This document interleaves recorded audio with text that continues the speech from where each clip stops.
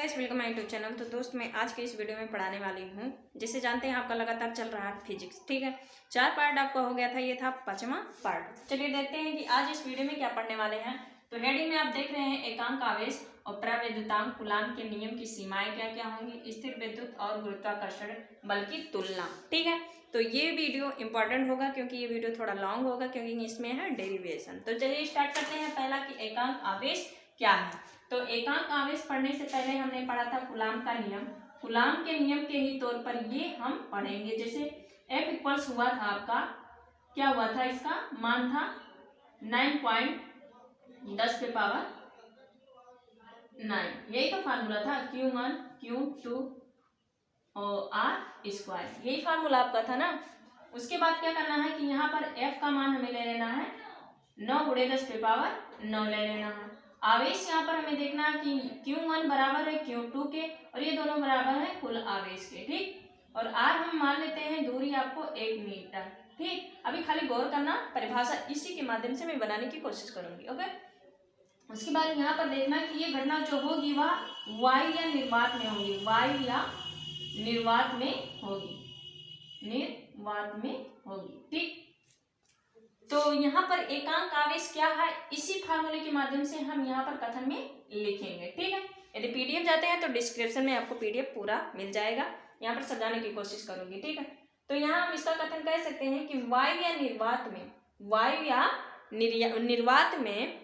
या निर्वात में सजातीय प्रकार के आवेश, कैसा सजातीय प्रकार के आवेश 1 मीटर के दूरी पर, 1 मीटर के दूरी पर स्थित कितने बल से, यानी इतने बल से क्या कर रहे हैं, एक दूसरे को प्रतिकर्षित कर रहे हैं। एक बार और गौर करना कि वायु या निर्वात में सजातीय प्रकार के आवेश 1 मीटर की दूरी पर स्थित, 1 मीटर की दूरी पर स्थित 9×10⁻⁹ के बल से क्या कर रहे हैं, एक दूसरे को प्रतिकर्षित कर रहे हैं। ये आपका था कथन। ठीक है, क्या था, कथन, जो कि क्या होता है, एकांक आवेश। यानी एकांक आवेश हम किसे कहते हैं कि जब वायु या निर्वात में समान सजातीय प्रकार के आवेश 1 मीटर की दूरी पर स्थित 9×10⁻⁹ के बल से एक दूसरे को प्रतिकर्षित करते हैं, तो ऐसे आवेश को हम क्या कहते हैं, एकांक आवेश कहते हैं। ठीक है, ये था आपका एकांक आवेश, ये कथन में आपको लिखना है। अब परावैद्युतांक क्या होता है, तो परावैद्युतांक का मतलब होता है कि यहाँ पर 2 घटना होती है, एक वायु या निर्वात में होती है, एक माध्यम में होती है। मतलब 2 बल लगती है, एक वायु या निर्वात में लगती है और एक माध्यम में लगती है। ठीक है, तो हम इसका कथन में अगर हम कहें, जैसे सबसे पहले हम फार्मूला लिखने की कोशिश करें कि यहाँ पर हमने F1 ले लिया। ठीक है, अब ये बल का मतलब जो फार्मूला था वो क्या था 1/4πε0। ठीक है, उसके बाद था गुणे Q1 Q2 R²। ये बल कहाँ है, ये समीकरण 1 मान लीजिए। हम क्या पढ़ रहे हैं, परावैद्युतांक ही पढ़ रहे हैं, गौर करना।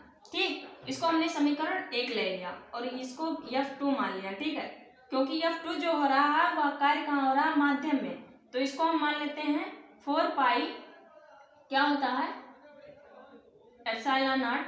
उसके बाद यहाँ पर यहाँ माध्यम हो रहा है तो इसका नियतांक ले लेंगे और Q1 Q2 R² ले लेंगे। ठीक, समीकरण इसको 2 मान लेंगे। फिर यहाँ पर देखेंगे समीकरण 1 व 2 से, समीकरण 1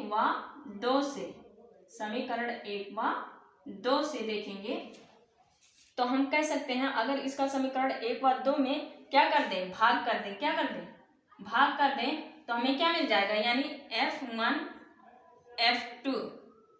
ठीक है, तो गौर करना, यहाँ में ये भी सेम, तो ये दोनों तो कैंसिल हो ही जाएंगे, बचेगा आपका के।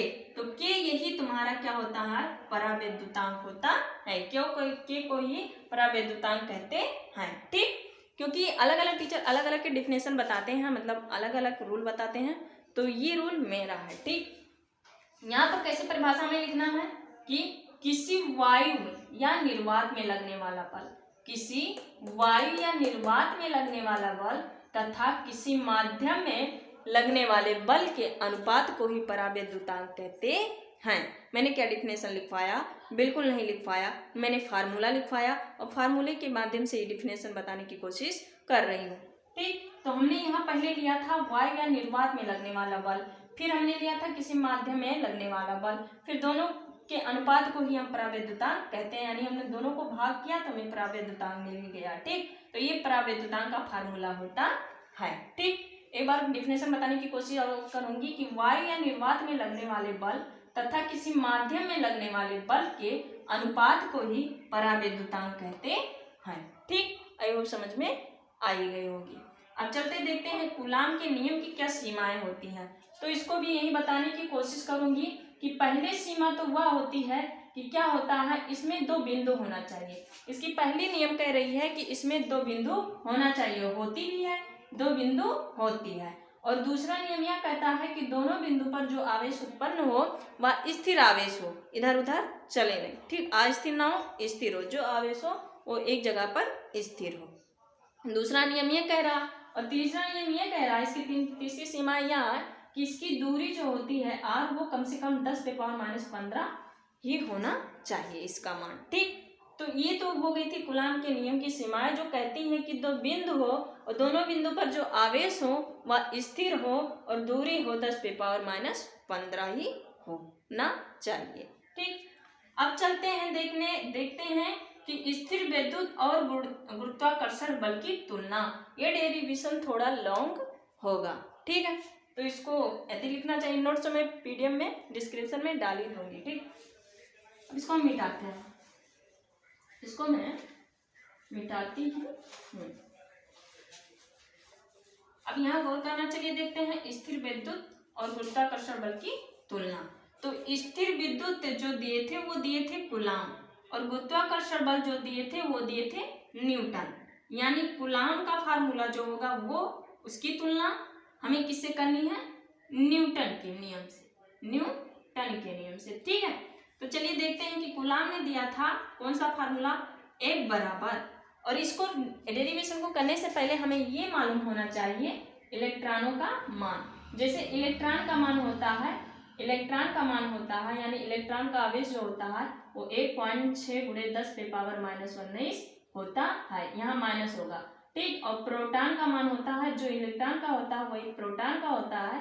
फर्क इतना होता है कि ये प्लस में होता है और वो माइनस में होता है। इलेक्ट्रॉन माइनस में होता है और जो प्रोटॉन होता है वह प्लस में होता है। ठीक, और बल का तो हमें फार्मूला मालूम है कि क्या होगा यहाँ पर।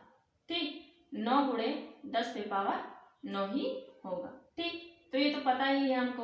अब यहाँ पर न्यूटन का जो नियम दिए थे, क्या दिए थे? न्यूटन जो अपना नियम दिए थे वह Gm1m2/r। ठीक है, ये न्यूटन का फार्मूला था। ठीक, इसमें द्रव्यमान, तो हमें इलेक्ट्रॉन का आवेश भी पता होना चाहिए और क्या होना चाहिए, द्रव्यमान भी पता होना चाहिए। तो सबसे पहले हम यहाँ पर देखेंगे G का कितना मान होता है और इलेक्ट्रॉन का यानी Eme। ठीक, यानी इलेक्ट्रॉन का जो द्रव्यमान होता है वो क्या होता है और प्रोटॉन का जो द्रव्यमान होता है वो क्या होता है। ठीक, ये इन सब का मान होता है, इनको पता होना चाहिए। ठीक, इस डेरिवेशन को करने से पहले ये सभी मान हमें पता होना चाहिए। तो चलिए करते हैं कि पहले क्या हुआ था कि जो कूलाम नियम दिए थे वो 9 × 10⁻9 दिए थे। ठीक, उसके बाद Q1, तो यहाँ Q1 ना लिखकर हम QE और P लिखेंगे, तो QE और QP लिखेंगे। ठीक, उसके बाद यहाँ पर देना है कि R का मान, यही तो फार्मूला था, यही था ना। ठीक, अब क्या करना है, इसका मान 9 × 10⁻9 अब QU यानी इलेक्ट्रॉन का आवेश कितना है 1.6 × 10⁻⁻19। वैसे प्रोटॉन का भी वही होगा। ठीक, 10⁻⁻19। अगर R की बात करें तो R का मान मुझे पता नहीं है, तो इसको ऐसे ही लिख लेंगे। तो इसको हम मान लेते हैं पहला समीकरण। क्या मान लेते हैं? पहला समीकरण। ठीक, उसके बाद क्या करते हैं कि हम लेते हैं इनका गुरुत्वाकर्षण यानी न्यूटन ने जो फार्मूला दिया था उसको हम लेते हैं। ठीक, लेते हैं Gm1 और m2 आर। ठीक, तो इनका ले लेंगे। ठीक, अब इनकी जगह पर जी का मान कितना हमने लिखा है, जी का मान कितना लिखा हमने 6 7 गुणे 10 पे पावर -11। और यहाँ m1 m2 का मतलब होता है कि इलेक्ट्रॉन का द्रव्यमान मैंने कितना लिखा है 9.1 यानी 10 पे पावर -37 लिखा है। और गुणे कि प्रोटॉन का कितना हमने लिखा 6.9 गुणे 10 पे पावर -27 लिखा है। और आर की बात करें तो आर आपका वैसे नीचे उतर जाएगा। ठीक है, अब समीकरण इसको हम मान लेते हैं दूसरा। क्या मान लेते हैं दूसरा, क्या मान लेते हैं दूसरा। ठीक, दूसरा मान लेंगे।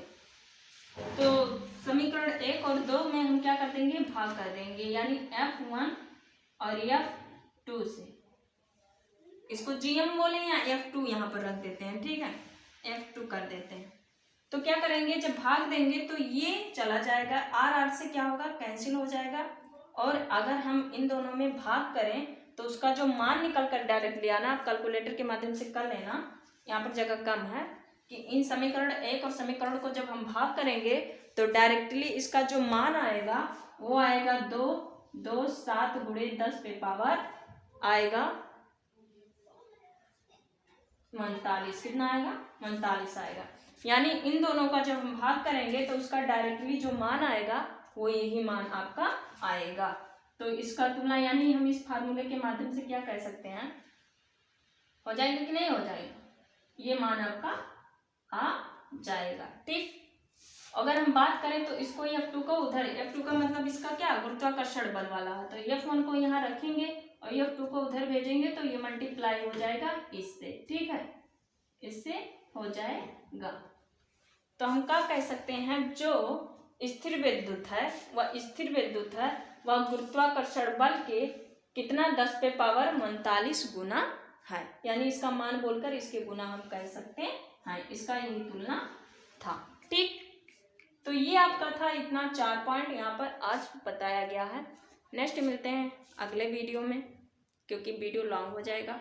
तब तक के लिए आप पढ़ते रहिए। ठीक है, जय हिंद, जय भारत।